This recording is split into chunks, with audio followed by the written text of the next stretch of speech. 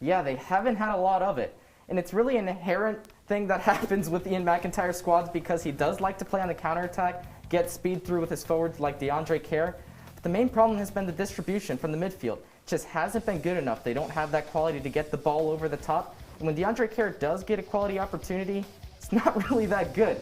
It's from the periphery, and they just can't get the job done. Yeah, they have 11 freshmen on the roster. 3 have started all 10 games. You look at center defenseman Kyle Bruno, center midfielder Giorgio Kasevsky, and center forward DeAndre Kerr. Keyword, center. If they give up the center, which if you look at the midfield and the defense, giving up opportunities centrally, that's really killed them in this season so far. Yeah, the German sophomore, he's made a complete transition from only getting 1 goal in 20 games last season. He now has 3 goals, 3 assists in 10 games. He's played as a box-to-box midfielder instead of a defender. And he's really been that creative outlet for Ian McIntyre, going all over the pitch. He's been the biggest difference maker for this squad and the biggest bright spot for him in years to come, is what it looks to be.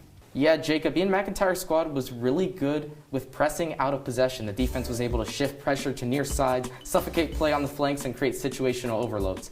That was really good because when Ian McIntyre tinkered with different lineups, he went with a 4-4-2, a 4-5-1.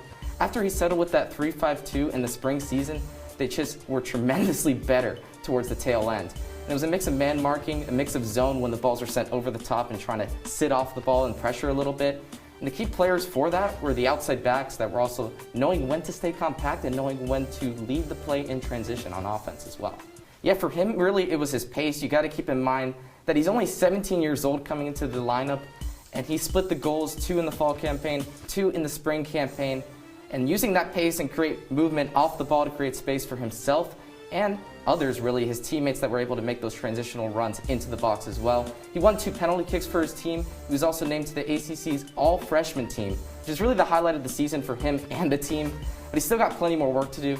Again, he only scored 4 goals and he missed a lot more chances in the final third. He'll just have to brush up those finishing abilities over the summer and come back in the fall even stronger.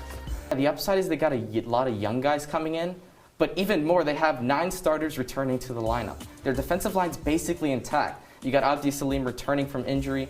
You'll have Oli Oyegunle, who came in the spring, slotted in as a left-sided center back.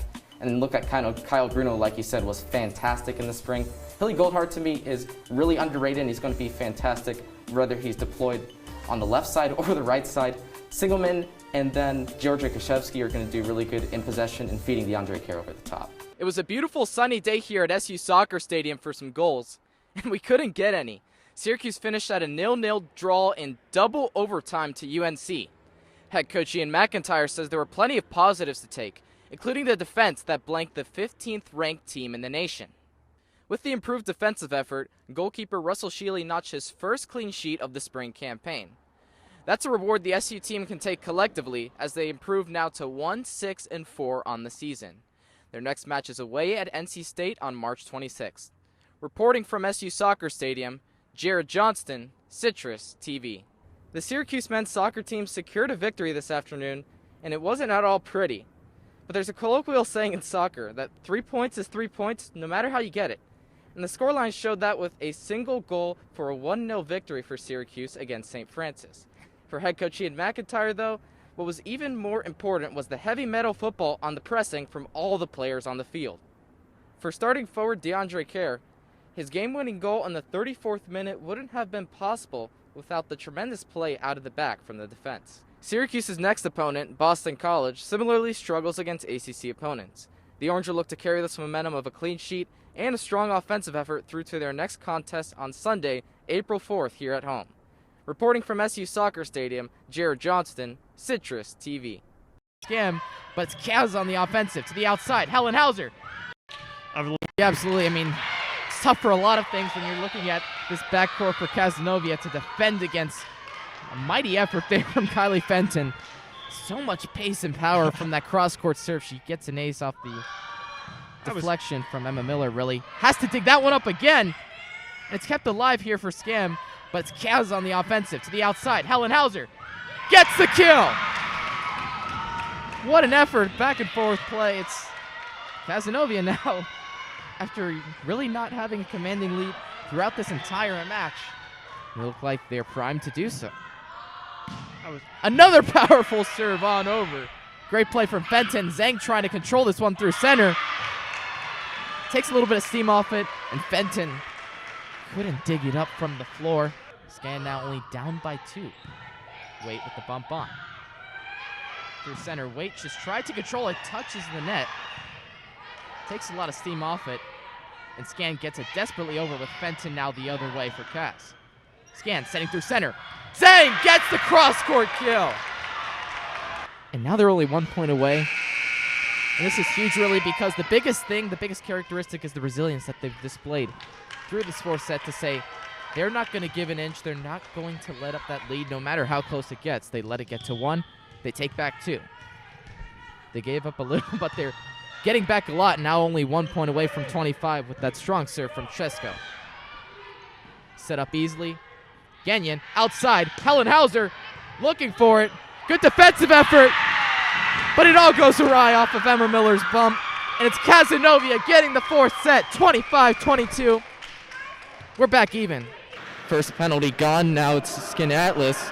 With 36 seconds and counting left on their penalty, they'll surge the other way. It's Drew Henderson on his forehand, top shelf. What a goal. Henderson with already 1 in this game and an assist, and it's another highlight reel goal. On his off wing, top shelf. I mean, what else can you ask for a guy? Turns with it. Now Major launched over to Henderson. From the goal line, swinging around, using his speed. He's done well with that so far. Left side circle, tipped on net and scored by Krieger, his second of the game. Really just great positioning all around from the Skinny Atlas side.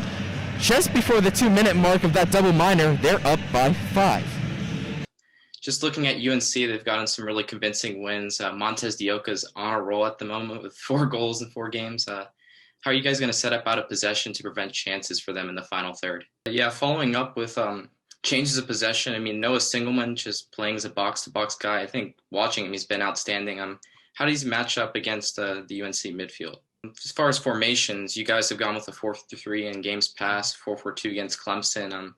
How do you try to match up against UNC where they've played the 4-4-2 a couple times, done that really well? To be organized differently, especially since they're so good on the counterattack off of press as well. And as Syracuse were lining up against Pitt, Pitt had already come into this game at 2-0. But for Syracuse and Prue, especially in her first game, shots are not a foreign sight. She was the 2019 ACC saves leader, and she gets tested late in the first half after a shot off the crossbar. Syracuse defense scrambled, but a shot tipped over the bar by Prue ultimately came to the rescue there, and then another shot came on net, but easily grabbed by Prue. And then the Syracuse offense nearly got to work with a shot by Jenna Tibden off the bar. But then at the other side, it would be Emily Yapple off the rebound to make Syracuse pay for that costly miss. And then 15 minutes later, from the spot, Amanda West coolly taken. And this game would finish at 2-0 for a victory for Pitt. And the Orange now stand at 0-1 as they look forward to an away test at Louisville on October 5th. La comunidad de Folk Art Center lanza una serie de cortometrajes enfocada en el tema El arte afroamericano habla durante el año. Y los embajadores de salud de la Universidad de Syracuse estaban buscando nuevos estudiantes para unirse en el equipo de este semestre. Los embajadores de salud mantienen la promesa de mantenerse seguros y juegan un gran papel para garantizar la seguridad de la comunidad de Syracuse durante el coronavirus. Hoy se cumple el primer aniversario del asesinato de Ahmaud Arbery. Un hombre afroamericano estaba corriendo por su vecindario en Georgia cuando fue perseguido y abatido por 2 hombres blancos, Gregory y Travis McMichael. Ambos enfrentan cargos de asesinato.